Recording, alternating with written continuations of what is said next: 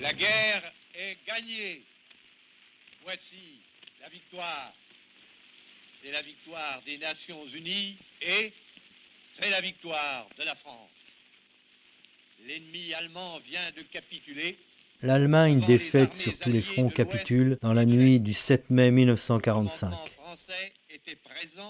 Le lendemain, à 15 heures, toutes les cloches de France sonnent officiellement la fin de la guerre en Europe, annoncée solennellement par le général de Gaulle à la radio.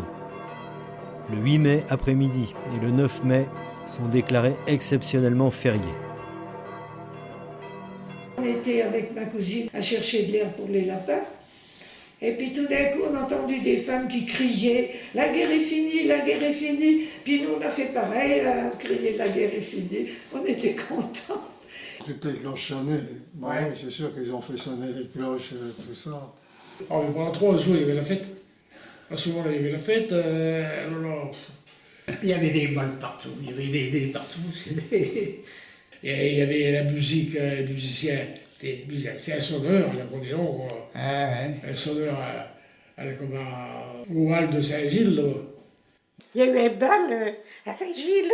Oui, mais au hall à Saint-Gilles. Aux anciennes halles à Saint-Gilles, là, maintenant c'est une place, maintenant c'était sur le style Baltard, comme les halles, oui, mais en plus petit, bien sûr. Alors là, il y a eu la fête pendant 2-3 jours. Nous autres, les jeunes, on n'allait pas à la maison, on était toujours en fête. Mais après, les patrons couraient après nous. Alors 2-3 jours, hein, donc c'était bien. Bon, puis après, c'est fini. Ah oui, la vie a repris. Il faut éviter le désordre et reconstruire le pays. De nouveaux conseils municipaux sont élus du 29 avril au 18 mai 1945. Les édiles auront la lourde tâche de la mise en œuvre des réparations de guerre et de la gestion de la pénurie subsistante. Et puis, c'est le retour des prisonniers. Le garagiste Louis Boulineau et Hilaire Minguet font la navette tous les soirs à La Roche pour ramener les prisonniers libérés et les requis STO au château de la colonie des Houillères où est organisé leur accueil. Il a été prisonnier pendant 5 ans en Prusse-Orientale. Et c'est lui qui est rentré un des derniers sur la commune de Saint-Hilaire. Je revois encore le garde champêtre apporter le télégramme à ma mère. On avait été à la gare de Saint-Hilaire pour chercher mon père.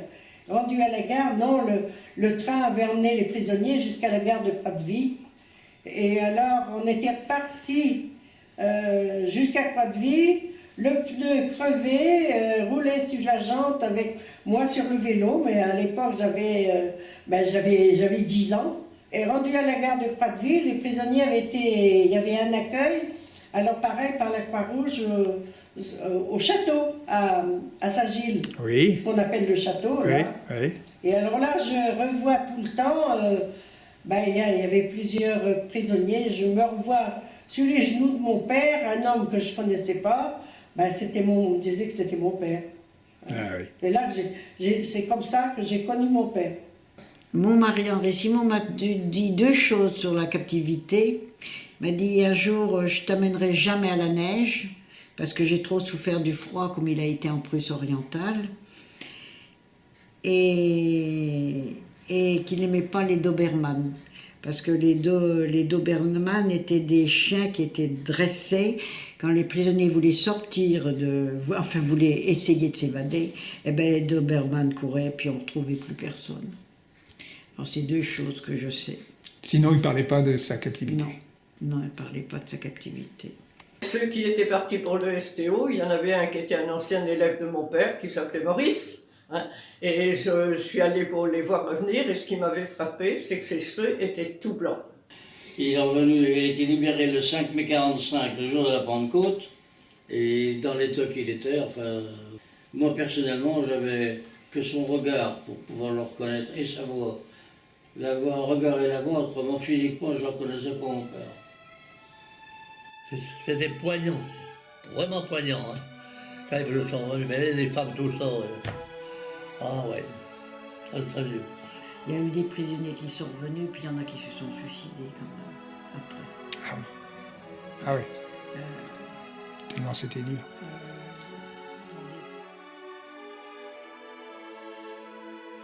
D'autres ne reviendront pas, et c'est la douloureuse attente du retour des corps. La fin de la guerre, c'est également le temps de la reconstruction du pays, avec le recensement des dommages de guerre, le déminage des terrains, l'organisation de l'aide médicale aux rapatriés et aux réfugiés. Pour la population, les difficultés liées au travail et à l'approvisionnement continueront à se faire sentir longtemps. Les prisonniers allemands sont mis à contribution.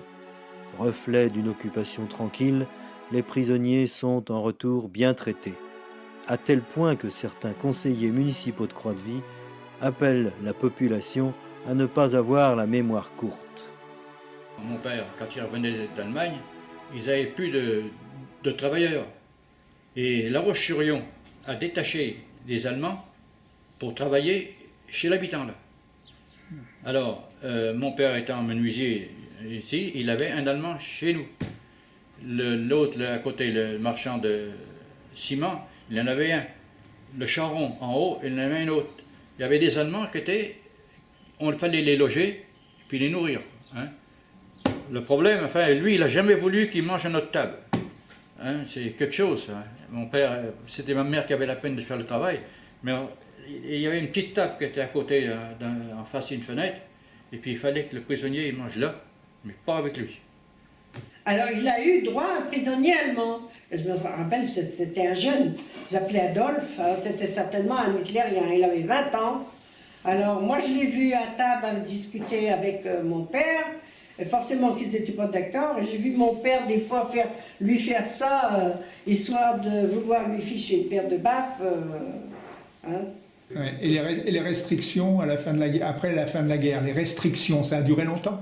Oh oui, ça a été assez long. Je me souviens plus combien de temps ça peut durer. Oh, 45, 47, 8 là-dedans. Le pain, peut-être pas le pain. Le pain, ça a été pas radical, bien sûr, mais le pain, il y a plus de pain assez facilement. Mais les autres affaires de l'huile, du beurre, des choses comme ça. Et puis, ne parlons pas autre chose. Comme ici, le chocolat, il n'y avait pas. Il faut plus se mettre dans l'idée. Et ben non, il n'y avait pas. Mais ben, et les oranges, il n'y avait pas non plus, les bananes non plus. Justement, début 46, même chose. Que le beurre, tout ça, on en a manqué plus à ce moment-là, je dirais, que pendant la guerre. Ouais. On avait les cartes à ce moment-là. Les cartes aussi, qu'il n'y avait pas, je vois la layette pour les enfants, on ne trouvait pas suffisamment de laine. Enfin, nous, on ne peut pas dire qu'on a vraiment manqué de quelque chose, pas comme les gens qui étaient en ville, et puis il y avait du troc. Hein. Pour avoir un bout de tissu, il fallait donner une livre de beurre. Ah oui? Ah oui. Mon cousin, quand il s'est marié, même en 46, pour avoir du tissu pour lui faire un pantalon, ma tante avait été chercher du beurre au Perrier. Ah oui. Oui, quand il s'est marié, il n'avait pas de pantalon.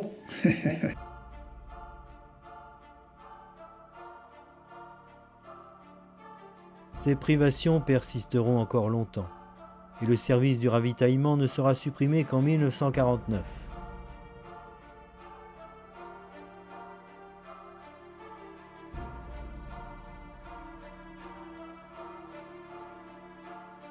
La Vendée, qui n'avait guère évolué entre les deux guerres mondiales, va alors entrer de plein pied dans cette seconde moitié du XXe siècle et connaître un essor économique fulgurant.